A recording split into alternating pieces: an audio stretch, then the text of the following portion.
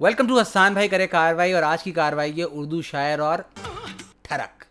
शायर वो जो कल्चर के नुमाइंदे होते हैं, शायर वो जो एहसास की अक्कासी करते हैं, शायर वो जिनके शेरों की तशरीह कर कर कर हमारे लौंडे बर्बाद हो चुके हैं। जैसे मीर तकी मीर जो कहते हैं, वो तुझको भूले हैं तो तुझ पे भी लाजिम है मीर, खाक डाल आग लगा नाम न ले याद न कर। इस शेर में मीर तकी मीर सख्त लौंडे बन रहे हैं और कह रहे हैं कि अगर आप हमारा रिप्लाई नहीं करोगी तो हम भी आपको ब्लॉक करके डिलीट कर देंगे। मीर आगे कहते हैं, उल्टी हो गई सब तदबीरें कुछ न दवा ने काम किया, देखा इस बीमारी ये दिल ने आखिर काम तमाम किया। इस शेर में मीर तकी मीर उस कैफियत को बता रहे हैं कि जब आपके मैसेजेस उसके अब्बू और भाई पढ़ लेते हैं। एहे रहा नहीं जाता। मीर कहते हैं, करते हैं मेरी खामियों का तस्करा इस तरह, लोग अपने अमाल में फरिश्ते हो जैसे।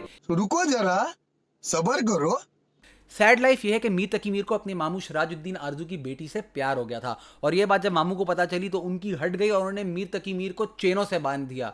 लोगों ने जब पूछा कि आपने मीर का कत्ल क्यों नहीं किया तो मामू ने बोला क्योंकि शायर अच्छा है। देवदास साला पारों के चक्कर में शराबी हो गया और मीर तकी मीर अपनी पारों के चक्कर में बेहतर शायर बन गए। मीर को उनकी ठरक उनके टैलेंट के करीब ले गई, लेकिन इसके बावजूद उनकी जिंदगी बर्बाद हो गई। Moral of the story, talent is good, ठरक इज बैड, फोकस और टैलेंट और ठरक विल डिस्ट्रॉय योर लाइफ। जिस तरह गालिब, उनका अलग ही लेवल था क्योंकि शादी के बावजूद भी कभी उन्हें प्यार नहीं मिला। गालिब कहते हैं, ये न थी हमारी किस्मत कि विसाल यार होता, अगर और जीते रहते यही इंतजार होता। उसके अलावा गालिब ने कभी हार नहीं मानी। बुढ़ा होने के बावजूद ठरक प्रो मैक्स ऑन चल रहा था और आपको तो पता है कि एक ठरकी से ज्यादा खतरनाक एक बुढ़ा ठरकी होता है, फौरन हरामी और फौरन आप तो मेरी बेटी की तरह हो। शादी के बावजूद गालिब की एक साइड चिक थी नवाब जान, पर मजे की बात यह है कि नवाब जान की साइड चिक गालिब थे क्योंकि नवाब जान का सीन ऑन था उस जमाने के हॉटी के साथ हातिम मीर। नवाब जान का यंग और डायनामिक हातिम मीर के साथ सीन एक तरफ और दूसरी तरफ ओल्ड एंड लिटरेरी गालिब।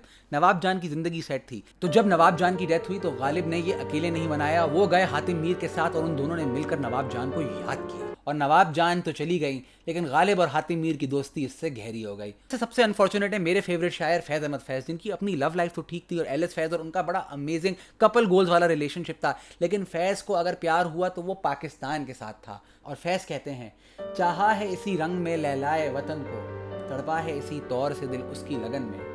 और आखिर में इस मुल्क ने उनके साथ क्या किया, एक टॉक्सिक पार्टनर की तरह पहले उनको आइसोलेट किया, उनको उनके दोस्तों और घर वालों से दूर रखा, उनको जेल दे दी और फिर कहा मसला मुझ में नहीं, मसला तुम में है, तुम में है। और इसके बाद उनकी जान ही ले ली। लेकिन इस सब के बावजूद Faiz is still an icon.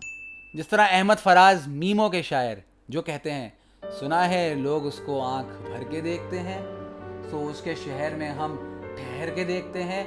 ये शेर तो खुली खुली हैरेसमेंट है भाई, क्योंकि कोई भी खातून नहीं चाहती कि आप उनको आंख भर कर देखें। और उसके ऊपर तो फराज ये कह रहे हैं कि देखना ही काफी नहीं, मैं आपके शहर में पहुंच जाऊंगा, मैं वहां पे कमरा ले लूंगा और मैं जगह जगह देखूंगा कि आप कहां जा रही हो, क्या कर रही हो, आपकी हर खबर पर मेरी नजर है। फिर फराज कहते हैं, सुना है रब्त है उसको खराब हालों से, सो अपने आप को बर्बाद करके देखते हैं।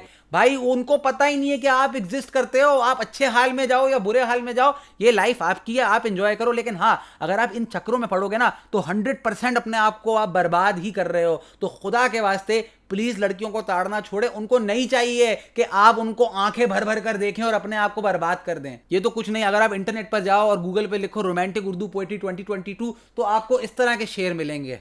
रखे जो होंठ उसने होंठों पर, मेरी सारी शायरी जवाब दे गई। वो भी कह रही थी कि बस खुदा के वास्ते शायरी करना बंद कर दे, किसी तरह तो तू चुप हो जाए। मुस्कुरा के खिताब करते हो, आदतें क्यों खराब करते हो। इन्हीं शेरों की वजह से लड़कियों को डर लगता है लड़कों से बात करने से। क्यों? क्योंकि हल्का सा उन्होंने आपसे मुस्कुरा के बात कर ली, आपने दिमाग में पूरी फिल्म चला ली, आपने शादी भी कर ली, बच्चे भी कर लिए, बच्चों के नाम भी रख लिए, वो बच्चे अब यूनिवर्सिटी में जा रहे हैं। मेरे सब्र की क्या इंतहा पूछते हो फराज, वो मुझसे लिपट के रोई किसी और के लिए।